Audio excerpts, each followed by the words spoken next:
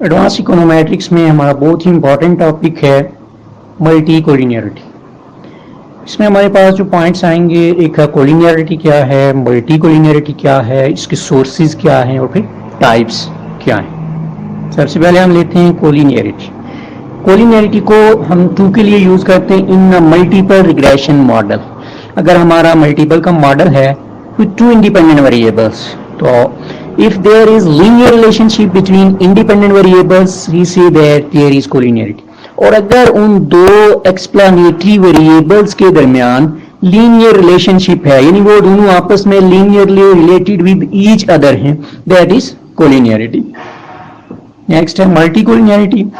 if there are more than two independent variables and they are linearly related, this linear relationship is called multicollinearity। देखिए उन्हीं lines के ऊपर है कि अगर दो से ज्यादा एक्सप्लेनेटरी वेरिएबल, इंडिपेंडेंट वेरिएबल अगर हमारे पास मॉडल में मौजूद हैं और वो एक्सप्लेनेटरी वेरिएबल जो एक्सिस हैं linearly related with each other हैं, तो हम उस रिलेशनशिप को मल्टी कोलिनियरिटी का नाम देंगे। Multi collinearity arises from the presence of interdependence among the regressors। यानी interdependence क्या है, वो जो explanatory variables हैं उनके अंदर correlation जो होती है in a multi variable equation system।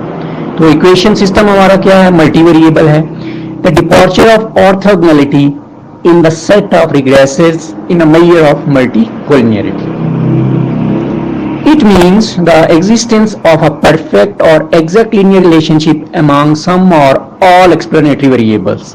कि अगर हमारे पास जो explanatory variables हैं उनके अंदर perfect या exact relationship है, when the explanatory variables are perfectly correlated।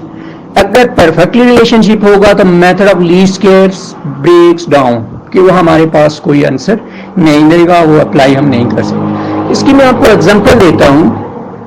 देखें जी, जैसे आपने देखा होगा तारक अजीज शो, तो वहां पर वो एक न्यूली कपल को बुलाते हैं डाइस पे, हस्बैंड को दूर भेज देते हैं और वाइफ से क्वेश्चन पूछते हैं कि जी हस्बैंड की जेब में कितने पैसे हैं, उनको कितने कौन सा कलर पसंद है कपड़ों का, अच्छा उनको खाने में क्या पसंद है, पहली फिल्म आपने कहाँ देखी थी। इस तरह क्वेश्चंस करके तो उसको भेजते हैं, वाइफ को भेजते हैं और हस्बैंड को बुला देते हैं कि जी आप आज। फिर उससे वही क्वेश्चन करते हैं कि जी आपकी जेब में कितने पैसे हैं। तो अगर वाइफ ने कहा हुआ 20,000 हैं तो वो तो कहता है जी मेरे पास तो 2,000 निकाल के दिखा देते। वाइफ ने कहा हुआ सेकंड क्वेश्चन था कि जी आपको कौन सा कलर कपड़ों का पसंद है, वाइफ ने कहा इनको व्हाइट पसंद है, वो आके बेचारा कहता है मुझे तो ब्लैक पसंद है। अच्छा फिर था उससे कि जी आपको खाने में क्या पसंद है, तो वाइफ ने कहा तो बिरयानी बड़े शौक से खाते हैं, वो बेचारा आके कहता है मैं तो दाल चावल ही खाता हूँ जी, मुझे तो अच्छा लगता ही नहीं कुछ। तो इस तरह क्या हुआ कि ये सारे क्वेश्चन डिफरेंट हो गए। अब उनकी शादी हुई थी, वो काफी अरसा एक साथ है, लेकिन उसके बावजूद उनकी अंडरस्टैंडिंग नहीं बिल्ड अप हो सकी। तो क्या होगा, इम्परफेक्ट रिलेशनशिप। अगर हम उनके पास क्या होगा कि जो क्वेश्चंस वाइफ से किए गए तो हस्बैंड ने आके वही आंसर दिए जो वाइफ ने बताए हुए थे, तो क्या होगा, परफेक्ट मल्टी कोलिनियरिटी हो जाएगी। It means there is perfect relationship, कि इनके दरमियान वेरिएशन है ही नहीं। ये जो खाते हैं जो पीते हैं ये एक दूसरे की पसंद नापसंद सब कुछ जानते हैं, तो that is perfect multi collinearity. लेकिन ऐसी सिचुएशन बहुत कम होती है, क्योंकि घर में भी अगर आप देखें कि दो बहन भाई हैं या दो बहनें हैं तो उनके भी चॉइसेस डिफरेंट हैं, उनका भी कलर कपड़ों का पसंद करना डिफरेंट है, उनके खाने में अपनी अपनी चीज़ें हैं, वो अपनी अपनी चीज़ों को पसंद करते हैं। वो अच्छा पढ़ने में देख लें तो किसी को मैथ अच्छा लगता होगा, किसी को फिजिक्स अच्छी लगती होगी, तो क्या होगा कि ये क्या है, इम्परफेक्ट मल्टी कोलिनियरिटी। नेक्स्ट आता है sources of multi collinearity. The data collection method employed for example, एक तो ये है कि ये कैसे इंट्रोड्यूस होती है, sources, reason, creations, मल्टीकोलिनियरिटी कैसे पैदा होती है। डेटा कलेक्शन मेथड, और अगर हम डेटा लेते हैं कि जैसे किसी शॉप से जाके लें तो वो शॉपकीपर डर जाएगा कि क्या पता ये बंदा इनकम टैक्स से है या ये क्या पता किसी खुफिया इदारे से है जो मुझसे इन्फॉर्मेशन लेने की कोशिश कर रहा है, तो वो गलत इन्फॉर्मेशन दे देगा जिसकी वजह से उसके बारे में हमारी राय क्या हो जाएगी, गलत हो जाएगी, और वहां पे उसके डाटे के अंदर मल्टीकोलिनियरिटी अराइज हो जाएगी। कांस्टेंट इन द मॉडल और in the population being sampled. Number 2 देखें, जैसे एक एग्जांपल यहाँ पे मेंशन है कि इलेक्ट्रिसिटी कंजम्पशन, सपोज उसको y कहते हैं हम, income x1, house size x2। अब देखते हैं कि जिन लोगों के घर बड़े हैं तो उनका बिजली का बिल भी ज्यादा आता है اور جن کے گھر چھوٹے ہیں تو ان کے بجلی کا بل بھی کم آتا ہے. تو یہ کیا ہے؟ Population in that families with higher income generally larger homes. جن کی انکم زیادہ ہے تو گھر بڑے ہوں گے, اور جن کی انکم کم ہے تو ان کے گھر چھوٹے ہوں گے. تو یہ کیا ہوگا کہ سب لوگ برابر نہیں ہوتے, یہاں پہ ان ایگزیکٹ امپرفیکٹ ریلیشن شپ پایا جاتا ہے. دیٹ از ملٹی کولینرٹی یہاں پہ موجود ہے.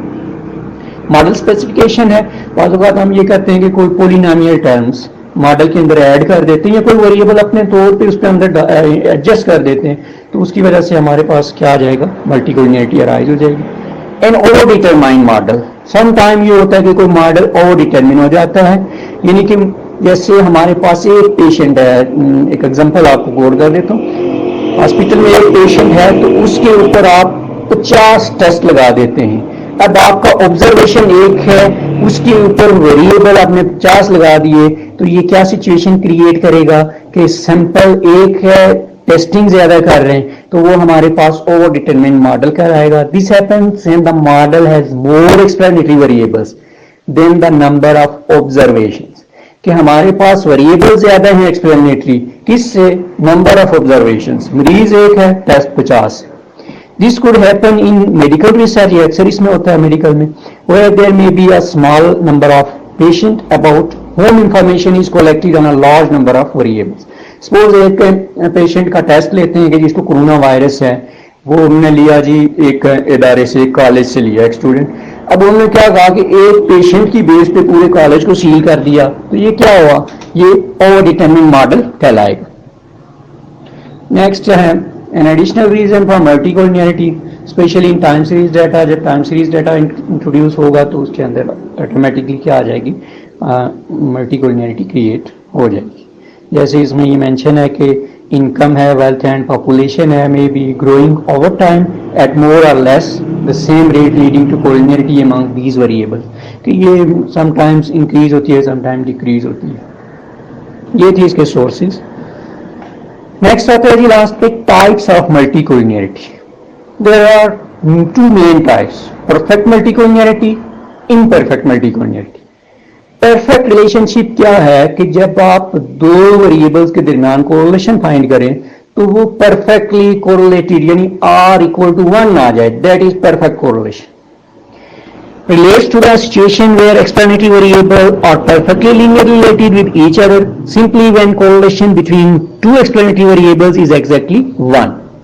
This situation is called perfect multicollinearity. اگر یہ situation نہیں ہے, imperfect multicollinearity کہلائے گی.